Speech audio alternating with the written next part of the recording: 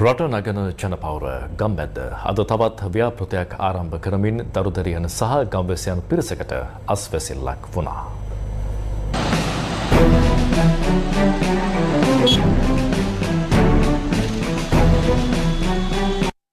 පොළොන්නරුව මැදිරිගිරිය දිග්ගල්පුර ගමේ මිනිස්සු අද මෙහෙම සතුටින් එක්රොක් වෙලා ගමන් කළේ තිබහට බොන්න වතුර ටිකක් හොයාගෙන සැතපුම් ගණන් දුර ඇවිදපු අතීතයට සමුදෙන්න බලාගෙනයි.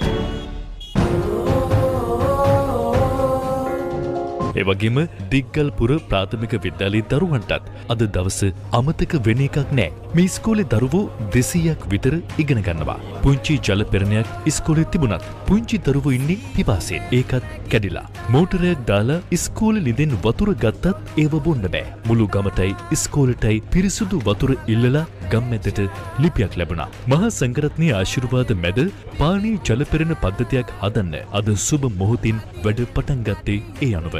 ගම්මැද්ද නායක ශවන් ඩැනියල් මහතාගේ ප්‍රධානත්වයෙන් ප්‍රතිආශ්‍රිත ජල පෙරණ පද්ධතියට මුල්ගල් තිබ්බා.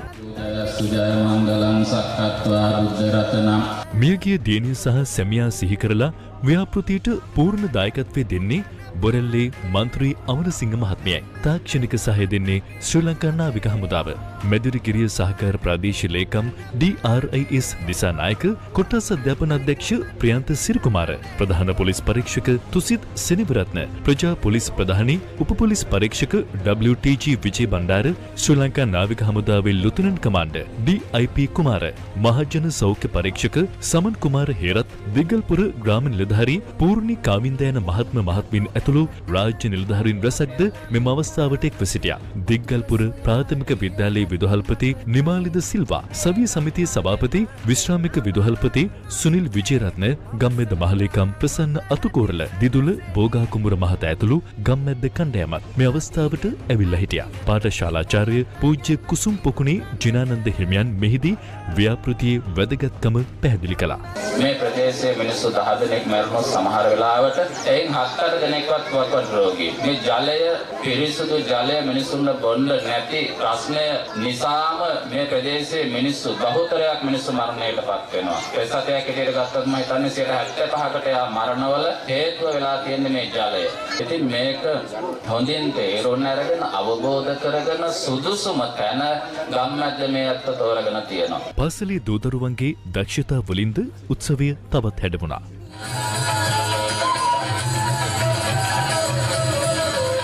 උත්සවයට එක්වුණු රාජ්‍ය නිලධාරීනුත් පිරිස අමතමින් අදහස් පළ කළා. අපේ ප්‍රාදේශීය ලේකම් කොට්ටාශය තුළ ලොකු පිරිසක් ඉන්නවා වගොඩු දීමනාව ලබන.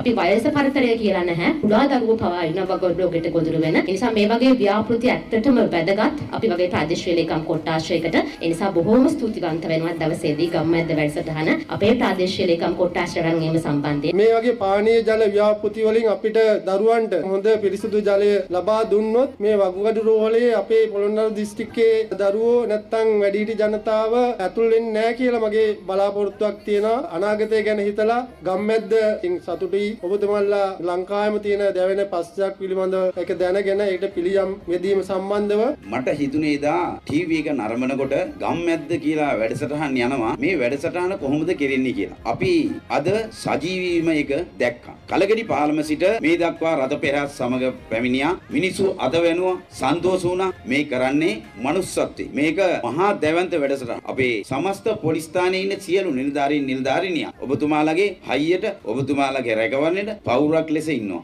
ගම්මැද්ද නායක ශවන් ඩැනියල් මහත්මයා උත්සව සභාව ඇමතුවා. විශේෂයෙන්ම දුවේ පුතේ අපි ගොඩක් කතා කරන දෙයක් තමයි අපේ මේ ලස්සන මල් කැකුළු වැනි දරුවන්ගේ අනාගතය වෙනුවෙන් අපි වැඩ කරනවා කියලා. මට කියන්න අමාරු දෙයක් මම කියන්නම් මේ වෙලාවේ. ඇත්තටම ගම්මැද්ද කියන ව්‍යාපෘතිය ශුන්‍ය වෙන දවසක එහෙමත් නැත්නම් අවශ්‍ය නැති දවසට තමයි අපිට සතුටු වෙන්න පුළුවන්. එහෙමනම් අපි හිතන්න ඕන මේ වතුර ප්‍රශ්නය වගේ මේ රටේ තියෙන දැවැන්ත ප්‍රශ්න తాවකාලිකව නෙමෙයි අපි ස්ථිරව කොහොමද විසඳන්නේ කියන එක.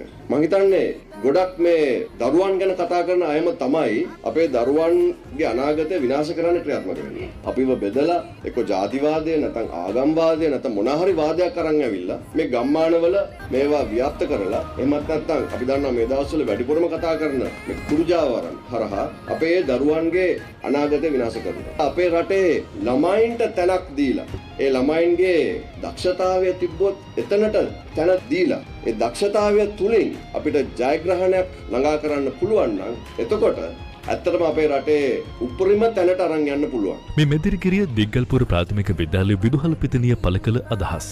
බොහොම ස්තුතියි අපේ පාසලට මේ ලබා දුන්න සහයෝගයට. පාසල විතරක් නෙමෙයි මේ ගමටම මේ මැදිරිගිරියටම මේක වටිනවා. ඔබ වැනි විශාල මාධ්‍ය ජාලයකින් මේ කරන මෙහෙවර ඉතා මගනේ මම දැකලා නෑ ලංකාව තුර මෙච්චර ශක්තිමත්ව යන මේ මාධ්‍ය මෙහෙයුමක් තියෙනවා කියන එක කෝකට කියන්න මම දකින්න දෙයක්. හැම දෙයකම මුල් වෙනවා අංක එක ආරම්භයේ හැමදේම ඉතින් සතුටුයි. ස්තුති කරන්න තමයි ඕන මේ වෙලාවේ අපිව තෝරා ගැනීම සම්බන්ධයෙන්. ගර්භණී මාතාවන් වෙනුවෙන් ගම්මෙද ආරම්භ කර තිබෙන පෝෂණ මළු ලබා දීමේ වැඩසටහනක්ද ක්‍රියාත්මක වුණේ අද පැවති උත්සවයට සමගාමීව. ගම්මැද්දේ අපේක්ෂාව දිග්ගල්පුර ගමේ දිග් ගැස්සුණු වතුර ප්‍රශ්නයට තිත තැබීම. එදාට ඉස්කෝල ළමයිනුයි ගමේ මිනිස්සුයි පිරිසුදු වතුර පාවිච්චි කරයි.